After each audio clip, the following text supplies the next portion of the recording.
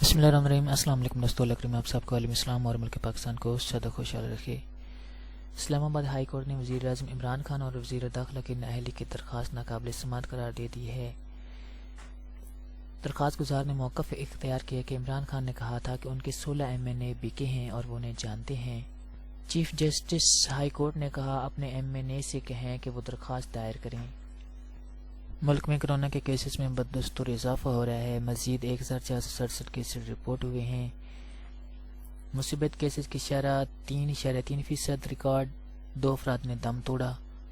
Sindh corona سے سب سے زیادہ متاثر، 940 نئے کیسز رپورٹ۔ اومیکرون کے پھیلاؤ میں تیزی کے باعث تیل کی طلبی میں کمی کا خدشہ۔ عالمی مارکیٹ میں خام تیل کی قیمتیں مزید گر گئیں۔ امریکی خام تیل کی قیمت 67 سینٹ کم ہو کر $78.23 فی بیرل ہو گئی۔ Thanks for watching. سدا شاد و آباد رہو۔ اللہ حافظ۔